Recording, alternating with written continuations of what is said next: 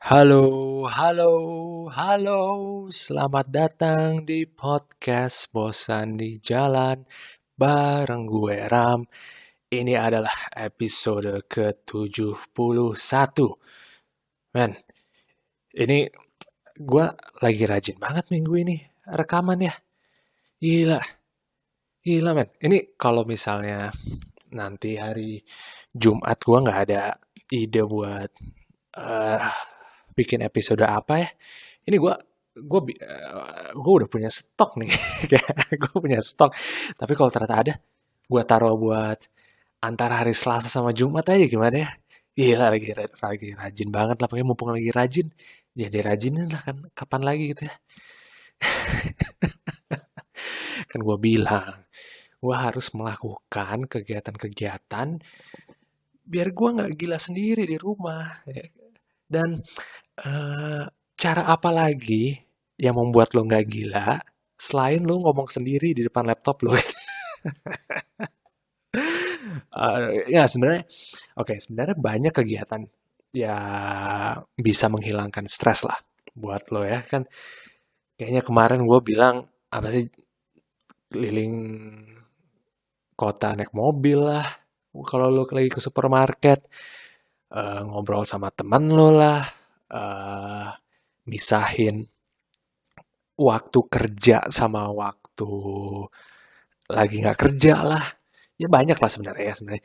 Dan sebenarnya ada satu yang gua nggak bilang sih kemarin, yaitu baca buku gitu. Dan gua tahu nggak semua suka baca buku dan buat sebagian juga kalau denger kata baca buku itu kesannya kayak gimana gitu, kayak kesannya itu hanyalah sesuatu yang dilakukan oleh orang-orang berintelektualitas tinggi gitu.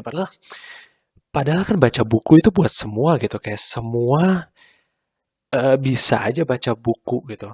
Hmm, kayak gue pernah bahas ini juga sih soal eh, udah terlalu banyak stigma ya soal soal baca buku ini seakan-akan lo harus pinter banget, IQ lo harus 500 ke atas buat jadi seorang pembaca buku gitu dan bukunya harus buku-buku tebel, tema-tema sosialis politik gitu. Pramudia Anantatur yang tetralogi Buru karena kalau lu baca yang enggak itu berarti lu bukan pembaca yang sesungguhnya gitu. Kalau lu cuma bacanya komik ya lu orang-orang rendahan, lu nggak pantas dibilang sebagai pembaca buku gitu kan. Yang yang padahal ini alasan utama kenapa orang malas baca gitu karena ketika mereka baru mau mulai baca buku dan mereka mulai dari yang mereka suka gitu. Kalau misalnya mereka sukanya drama remaja yang teen lead gitu, ya ya udah itu pintu awal mereka buat jadi penggemar buku, jadi gemar baca gitu. Nggak bisa dong langsung dipaksa baca buku biografinya Muhammad Hatta gitu kan nggak mungkin kalau dia nggak suka sejarah, dia cuma pengen novel ringan, teen lead, atau novelnya Raditya Dika, ya nggak apa-apa, ya kan? Eh, ya, orang-orang justru ini yang bikin orang malas baca adalah orang-orang yang baca gitu. Lu bayangin gak sih?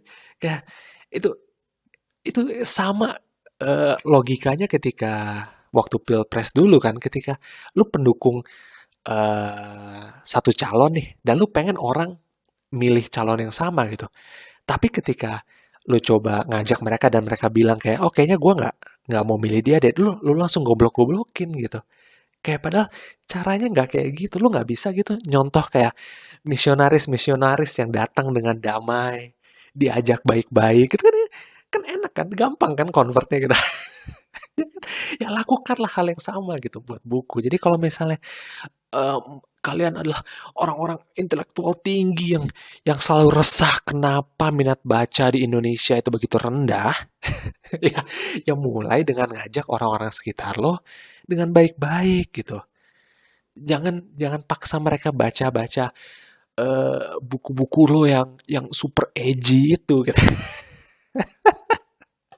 Dan, aduh, dan berapa banyak pembaca buku yang akan benci sama gue karena I spoke the truth and nothing but the truth. Oke, ngomong-ngomong soal buku ya, gue akhirnya nyelesain satu buku loh, berkat work from home ini gitu.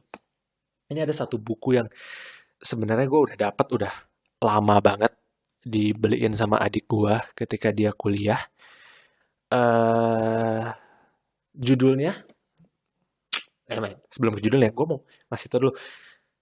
Ini adalah satu buku yang menurut gue jauh melebihi ekspektasi gue sebagai pembaca gitu. Karena gue membaca buku itu dengan satu mindset dan selesai dengan mindset yang berbeda gitu. Dan ya walaupun harus diselesaikan dengan jangka waktu yang sangat lama gitu, lebih dari 6 bulan kalau nggak salah gue bacanya nyicilnya ya. Dan nih, dan gue kasih tahu ya, bahkan buat sebagian nazi-nazi buku ini ya, baca satu buku butuh 6 bulan aja itu dipermasalahkan loh. Kayak, oh lo baca buku satu aja 6 bulan? Lo, lo, lo tipe pembaca macam apa? Lihat nih gua, dalam sehari selesai satu buku. Gua punya target baca buku 1.000 dalam 1 tahun. Gitu.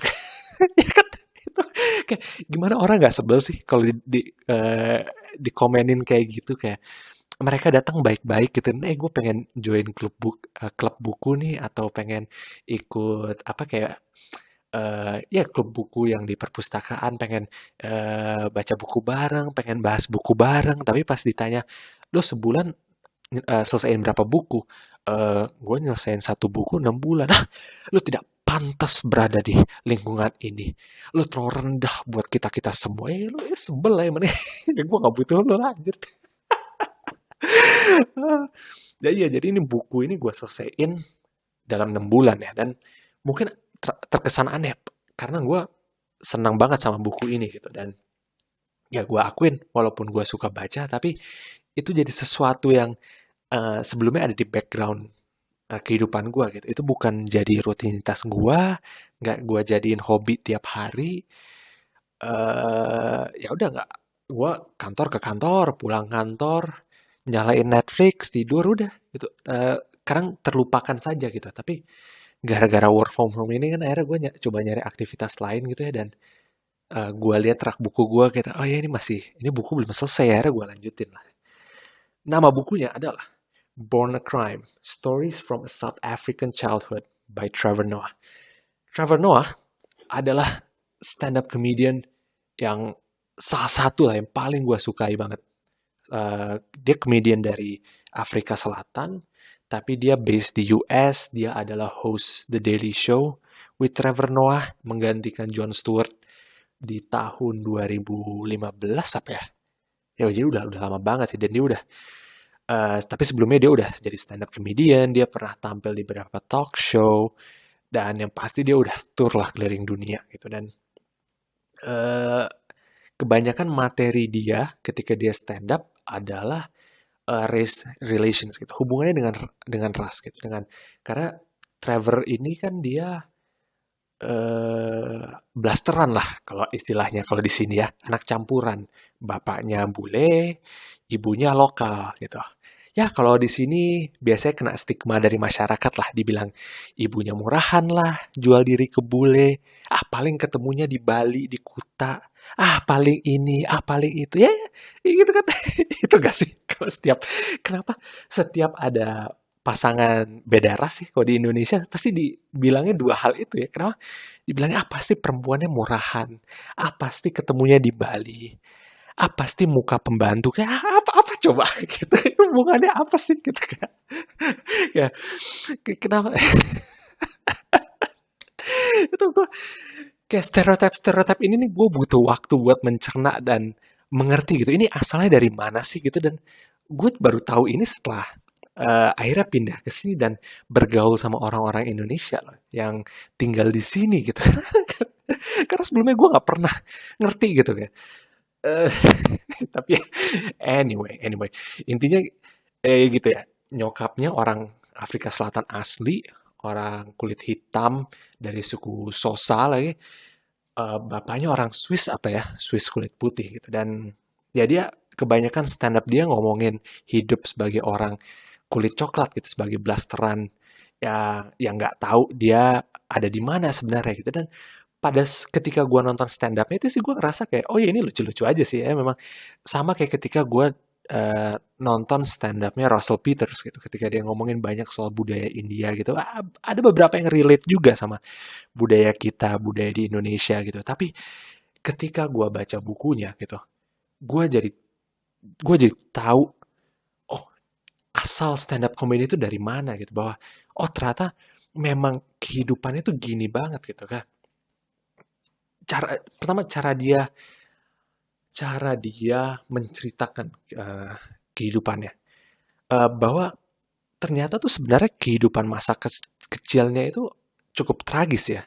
Dia dikucilkan dari masyarakat karena dia blasteran gitu. Bahkan di zaman dulu ya pas Afrika Selatan itu lagi apartheid, itu kan dipisah banget itu kulit hitam sama kulit putih itu nggak boleh bersatu gitu. Jadi kalau ada anak blasteran, orang tuanya tuh dicari dan kemungkinan yang kulit hitam bakal dipenjara gitu dan anaknya bakal dikirim ke dinas sosial lah ke panti anak gitu.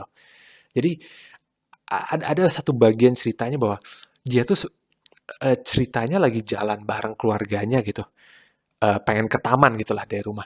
Tapi mereka nggak bisa jalan sebagai keluarga pada umumnya gitu. Jadi eh, bapaknya yang kulit putih harus jalan duluan di depan.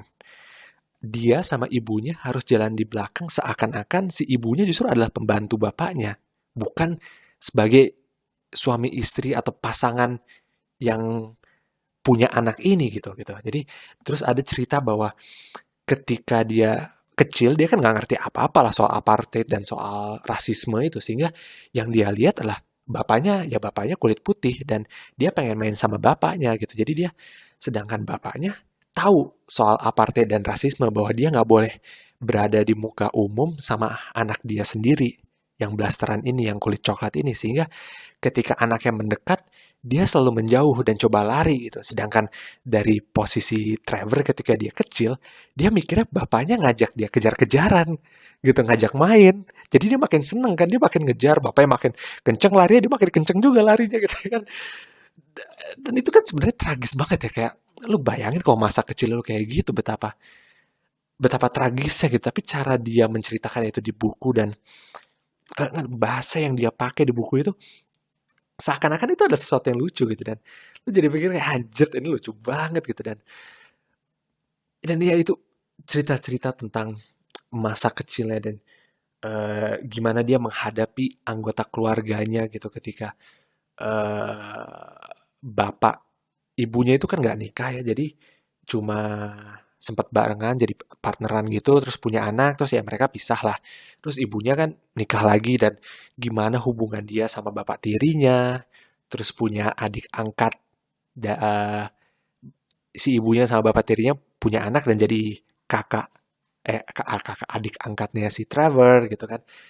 Hubungan dia sama teman-temannya di sekolah ketika dan teman-temannya di kampungnya lah gitu ketika dia harus hidup di apa ya di hood gitu lah ya lo tau kan di daerah hood yang rada kumuh gitu di perkampungan kumuh gimana cara dia bertahan hidup cara dia hustle yang sesungguhnya gimana cara dia menemukan bakat dia sebagai stand up gitu dia mulai dari seorang DJ gitu itu dibahas banget dan eh, ada benang merah yang nggak bisa gua pisahin banget yang membuat gua ngerasa relate banget sama buku ini gitu bahwa dia ngerasa dia kan nggak belong gitu dia nggak ngerasa menjadi bagian dari masyarakat dia mau gabung sama geng kulit hitam dia nggak kulit hitam dia kulit coklat dia mau gabung sama geng kulit putih nggak dibolehin karena pada saat itu ya kulit putih lebih lebih tinggi lah statusnya kan, nggak boleh yang kulit non putih gabung main sama mereka. Nah, ketika dia mau main sama yang sesama kulit coklat, sama orang India gitu, juga nggak nyambung secara budaya gitu, cuma cuma sama warna kulit tapi secara budaya bahasa beda banget gitu. Jadi dia dia terjebak di limbo pergaulan masyarakat ini dan men ketika gua baca itu ya, itu langsung flashback ke ke zaman gua ketika sekolah ketika gue ngerasain hal yang sama gitu nggak belong ke satu grup gitu gue adalah seorang anak Indonesia, remaja tanggung dari Indonesia, kulit coklat, agama Islam, masuk di sekolah yang sebenarnya sekolahnya campur gitu. Cuma campur tapi mereka udah ada set of social normsnya sendiri. Kayak gitu, kulit putih sama kulit putih, Arab sama Arab, ya, terus Cina sama Cina. Terus lo satu-satunya orang Indonesia sendiri dan lo bingung lo gue sebenarnya sama siapa gitu. Akhirnya lo mencoba buat adaptasi sama semua grup, lo jadi seorang bunglon gitu, seorang bunglon di mana lu mencoba sebisa mungkin sama yang kulit putih, lu coba gaul walaupun sebenarnya lu nggak terlalu nyambung-nyambung amat, tapi lu merasa lu nyoba-nyobain aja gitu. Terus sama yang kulit hitam juga lu coba bergaul juga, padahal lu nggak nyambung-nyambung juga gitu. Padahal lu nggak bisa nge-rap, nggak bisa main basket gitu. Ya, aduh, tidak ada yang bisa ditawarkan gitu dari diri gua gitu. Sehingga akhirnya itu kita berkeliling dari satu grup ke grup lain gitu, nggak pernah ngerasa menjadi bagian dari grup mereka gitu. Dan aduh, Trevor tuh menceritakan itu dengan baik banget gitu. Dan banyak quotes dari buku itu yang eh, ngena banget di gue gitu, bahwa dan itu akhirnya yang gua pelajari juga gitu ketika gua harus jadi bunglon selama bertahun-tahun. Ternyata ada siasatnya, ada caranya buat lo bisa menjadi bagian dari grup yang sebenarnya bukan bukan grup lo, mungkin secara ras, secara kulit, warna kulit, secara agama mungkin lu beda sama mereka, tapi ada cara masuknya gitu. Dan ini salah satu quotes yang gue suka banget ya, dari bukunya Trevor itu adalah language, even more than color, defines who you are to people. Language, more than color.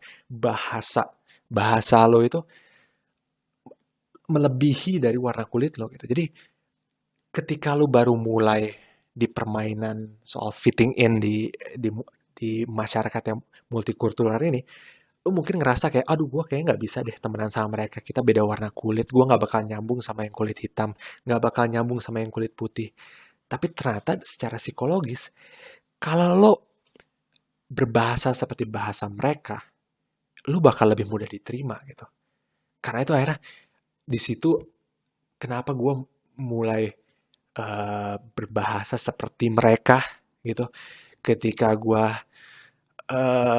pengen lagi temenan sama yang kulit putih, gue coba ubah logatnya sedikit Inggris dikit gitu ya, agar agar apa itu, agar frekuensinya itu satu frekuensi gitu. Dan ketika gue pengen main sama yang orang-orang Asia gitu, logatnya dibikin terbata-bata dikit, dimiripin kayak mereka gitu. Karena itu cara mereka masuk gitu. Dan gue ngerasain ini juga ketika lanjut setelah sekolah, SMP, SMA, pas kuliah pun gue ngerasain gitu. Nggak banyak orang Indonesia, yang terdekat dari gue adalah orang Singapura. Orang Singapura kan juga Chinese gitu. Beda warna kulit, beda ras, beda agama. Dan cara gue fit in adalah dengan mengubah logat bahasa Inggris gue menjadi logat Singlish, Singaporean English mereka gitu, dibikin-bikin kayak gitu karena agar ada koneksi, agar ada satu frekuensi yang nyambung, ada benang merah sama mereka gitu. Dan itu ternyata ada quotes yang di bukunya Trevor itu adalah iterasi dari quotes yang pernah dibilang oleh Nelson Mandela gitu. Tokoh favoritnya Trevor juga, dia kayak udah mention berapa kali soal Nelson Mandela di buku dia gitu. Dan salah satu quotes yang gue suka banget yang soal Nelson Mandela yang ada di bukunya Trevor adalah Nelson Mandela pernah bilang gitu, if you talk to a man in a language he understands, that goes to his head. Ya, if you talk to him in his language, that goes to his heart. Gitu. Lu cerna itu sebentar. If you talk to a man in a language he understands, that goes to his head. If you talk to him in his language, that goes to his heart. Kalau lo ngomong sama orang dalam bahasa yang dia ngerti, itu nyampe ke kepala mereka, ke otak mereka. Gitu. Tapi kalau lo ngomong sama orang dengan bahasa mereka, itu masuk ke hati mereka. Gitu. Artinya apa? Artinya balik lagi, bahasa itu penting banget. Bahwa eh nyung, yang mempersatukan kita itu selain warna kulit, ras, agama itu ternyata bahasa. Gitu. Contoh yang paling, sebenarnya yang paling gampang ada ketika eh, ketika gue ketemu keluarga keluarga istri gue yang orang Jawa yang di Semarang, di Surabaya, di Jawa Timur, di semua gitu, mereka kan orang-orang Jawa dan sehari-hari mereka sebenarnya pakai bahasa Jawa gitu, tapi karena lagi kumpul keluarga, mereka pakai bahasa Indonesia lah gitu ya, biar semuanya ngerti gitu. Dan ya kita ngobrol bahasa Indonesia ya kita baik-baik aja gitu, connect-connect aja gitu, masih bisa ngobrol. Tapi ketika gue coba put effort gitu buat belajar bahasa Jawa, buat ngerti beberapa kalimat, beberapa kata, dan misalnya gue coba ngomong ke mereka gitu ya, segampang instead gue bilang, oh nggak apa-apa tante, makasih gitu, gue bilang, eh aku rapopo toh tante, matur matur suwun gitu kan, cuma ngerubah satu kalimat itu, eh mereka langsung berubah gitu, langsung mereka kayak seneng banget jadi lebih lebih friendly, lagi terbuka gitu, dan itu yang coba dijelasin sama Nelson Mandela, yang coba dijelasin sama Trevor gitu, bahwa sama kalau misalnya lo eh misalnya lo traveling lah, lo traveling ke Jepang, mungkin di masa pandemi gini mungkin lo berpikir, Ram, traveling itu apa? Gitu. Apa itu liburan? Apa itu jalan-jalan ke negara lain naik pesawat gitu? Gue tahu. Tapi coba diimajinasi kalian ya, bahwa pernah ada di suatu masa gitu. Ini zaman zaman Bapak masih muda ya anak-anak gitu. Kita itu boleh keluar bebas gitu. Kita boleh jalan-jalan naik pesawat gitu. Ya, dan masa itu dianggap lu traveling lalu ke Jepang, ya kan?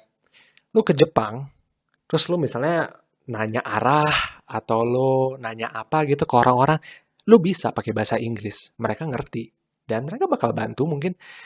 Tapi ketika lu misalnya lu ngerti dikit bahasa mereka, lu ngerti bahasa Jepang, arigato arigato, hirashimase, dikit-dikit ya, mereka jadi lebih senang gak sih? Ya kan? Pasti lebih senang. Kebalikannya sama juga ketika misalnya ada bule gitu datang ke negara kita buat liburan, ke Bali lah, ke Bali, kemana lah, anggaplah ke Bandung lah ya. Dia datang ke pasar, ke toko oleh-oleh, dan dia nanya, how much is this gitu, pakai bahasa Inggris. Ya dikasih harga bule dong. Tapi kalau tiba-tiba dia datang pakai bahasa Sunda, Kang saberapa ya gitu kan. Orang si pedagang itu pasti, oh dia itu bagian dari kita, jangan dikasih harga turis gitu, kasih harga murah aja gitu. Belum lagi kalau bule bisa nawar gitu kan, pakai bahasa Sunda lagi, oh ya udah itu langsung masuk ke hati orang gitu, bahasanya dia gitu. Itu maksud dari ya si Trevor, maksudnya si Nelson Mandela gitu. Dan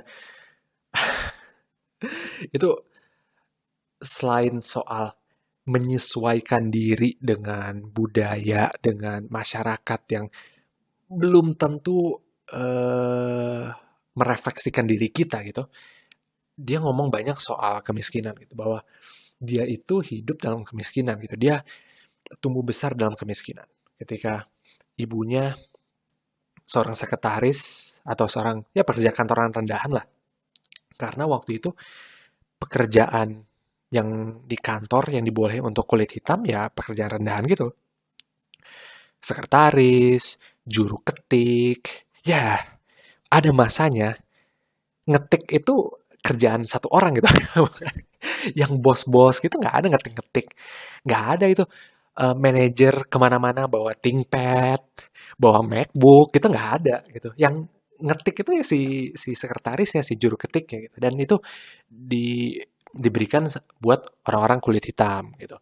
Dan ya itulah si ibunya Trevor gitu. Dan dia si Trevornya juga akhirnya ada cerita dia putus sekolah, dia akhirnya harus nyari kerja dia sendiri, dia harus jualan, eh, dagang sana sini gitu. Dan eh yang ada cerita struggle di situ yang bahwa oh iya ternyata eh ya kehidupan itu luas banget dan struggle orang itu beda-beda, itu nggak cuma sekedar struggle anak Jakarta Selatan kantoran yang galau karena dimarahin bosnya gitu. Itu itu terasa kayak, fana banget gitu. Kayak kalau lu baca cerita orang kayak, "I mean gue kalau nggak berhasil ngejual ini gue nggak makan sih," gitu ya. Terus lu mikir lagi kayak, "Oh tadi gue ngeluh karena, gue mau pesen tuku tapi sold out," gitu. Apa sih? Kayak itu bukan apa-apa gitu, kayak itu bukan sebuah struggle gitu, ya kan? Dan, ah, soal struggle ini ada quotes yang gue suka banget. Kan lu sering ya denger kayak soal yang peribahasa-peribahasa, "Give a man a fish, he'll eat for a day. Teach a man to fish, he'll eat for a lifetime," gitu kan. Eee, kasih orang ikan, dia bakal makan sehari, tapi, ajarin dia memancing, dia bisa makan seumur hidup. Itu kan, ya kayaknya lu sering denger deh, kayak ini pejabat-pejabat sering lah bilang gitu. Itu hubungannya soal, berusaha dan instead of ngasih duit ke orang gitu ya. Tapi Trevor menambah argumen di quotes itu bahwa, "Oke, people say that ya, give a man a fish and he'll eat for a day, teach a man to fish and he'll eat for a lifetime. What they don't say is, and it would be nice if you gave him a fishing rod." That's the part of the analogy that's missing. Karena ya kita fokus buat itu kan, ngajarin orang mancing. Tapi pancingannya mana gitu?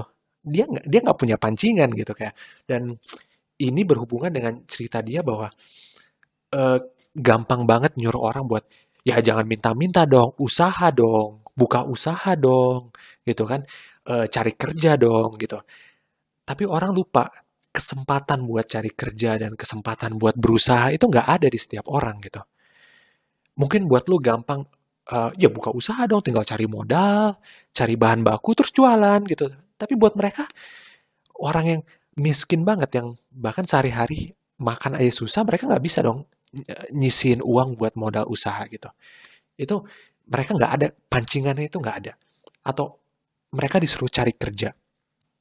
Tapi kualifikasinya mereka tamatan SD gitu. Dan kebanyakan pekerjaan-pekerjaan kerah biru yang di kantoran itu minimal SMA. Mereka mau jadi ojol, modal motor juga susah, kredit motor gitu kan. Ya itu nggak ada pancingannya gitu, nggak ada pancingannya dan kita sering lupa pancingan itu ketika kita nyeramain orang tentang mereka tuh harus berusaha gitu dan ya itu terlupakan dan itu diingetin di Trevor di bukunya itu. Dan terakhir yang gua tangkap dari bukunya Trevor adalah cerita dia tentang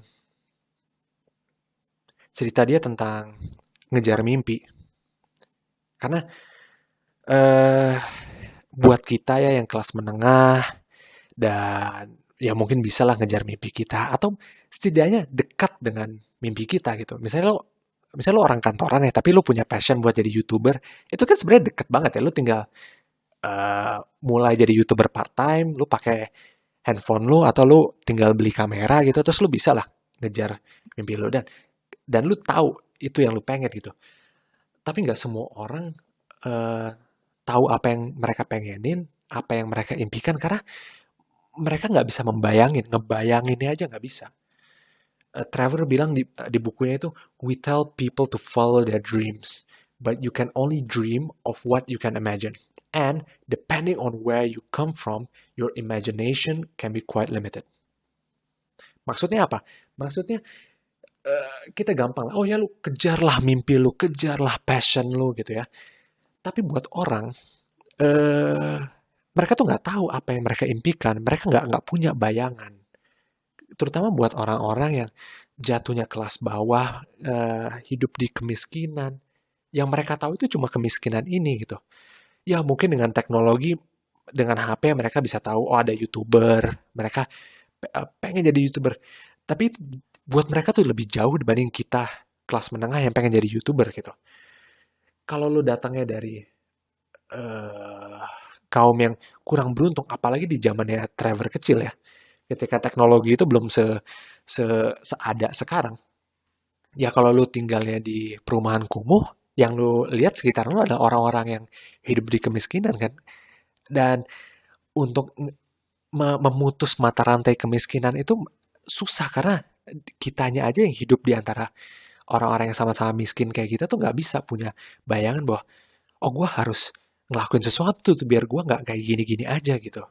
Makanya kebanyakan orang kan sering bilang gitu kalau misalnya ada anak tumbuh besar di keluarga yang miskin tapi dia putus sekolah, dia kemungkinan besar akan miskin juga kayak bapaknya gitu. Bahkan ketika dia bisa punya pendidikan yang lebih tinggi dari orang tuanya, kemungkinan besar dia jatuh miskin sama kayak orang tuanya itu juga cukup besar gitu. Jadi jurang buat dia melompat keluar dari jurang kemiskinan itu jauh banget gitu. Dan eh, itu yang kadang kita nggak sadar gitu ya. Kita balik tadi ke quote berikutnya, gampang tinggal nyuruh orang. Sama kayak lu inget kan kayak zaman zamannya Bukit Duri, Kampung Pulau, mau digusur, kita dengan gampangnya bilang kayak, ya tinggal pindah aja lah. Masa sih nggak mau ngikutin peraturan dasar orang-orang tidak berkemanusiaan, orang-orang bodoh gitu. Apa sih susahnya pindah ke rusun gitu? Buat kita gampang, karena kita ngelihat, we see the bigger picture gitu. Kita lihat bahwa, oh kalau mereka pindah, lahannya bisa ditembok, buat kali biar nggak banjir lagi. Tapi buat mereka yang tiap hari tinggal di situ mereka nggak bisa ngelihat benefit itu. Mereka cuma lihat, oh kalau gua pindah ya hilang, gua nggak bisa dagang di sini, gua jadi jauh banget gitu. Udah itu 1000 things running on their mind gitu kayak yang bukan yang sama sekali nggak kita pikirkan gitu. Ya, itu beberapa itu aja sih kayaknya kayak sebenarnya masih banyak banget yang bisa gua ceritain soal buku ini. Pengalaman-pengalaman sekolah dia itu menarik banget karena dia eh ya walaupun ibunya itu cuma seorang sekretaris atau juru ketik gitu, tapi dia mastiin Trevor itu masuk ke sekolah yang bagus gitu dan itu itulah salah satu alasan kenapa dia bisa mutus rantai kemiskinan itu dari pendidikan gitu. Dan cerita dia sebagai seorang remaja di sekolah itu lucu juga gitu. Tapi ya gue pengen sih kalau misalnya eh, kalian bisa baca buku ini juga dan harusnya banyak dijual ya kayak di toko-toko buku. Gua bacanya sih yang versi bahasa Inggris tapi harusnya ada yang versi bahasa Indonesia. Kalau kalau nggak ada ya, well, you know, yang bahasa Inggris bagus kok buat dibaca gitu. Ada versi anak-anaknya juga yang tanpa bahasa-bahasa kotor gitu. Kalau itu misalnya lebih cocok buat lo ya mungkin itu bisa buat lo coba gitu. Ya, soal gue nggak tahu ini bakal tayang kapan. Kalau misalnya gue rajin banget, bakal lebih cepet. Tapi kalau enggak ya ini gue simpen buat hari Jumat untuk menemani kalian memasuki akhir pekan yang baru ya. Di bulan puasa ini semoga puasanya masih lancar, masih kuat gitu. Harusnya di yang puasa lemes banget itu kan di minggu pertama aja ya. Harusnya setelah itu kita udah biasa ya. Jadi ini udah seminggu puasa harusnya udah oke lah, udah biasa. Bangun sahur udah nggak susah ya kan, udah nggak capek gitu ya harusnya. Ya harusnya kayak gitu sih, gue nggak tahu sih. Tapi buat gue sih udah gitu ya. Oke, itu aja dari gue ya. Selalu hit me up melalui email di podcastbosandijalan@gmail.com. Sekali lagi di podcastbosandijalan@gmail.com atau ke Twitter gue di @ramdisa. @ramdisa. Cari aja podcast Bosan di Jalan di Twitter, lu bakal ketemu sama gue. Oke, thank you banget yang udah dengerin. Sampai di sini aja. I'll see you on the next one. Bye.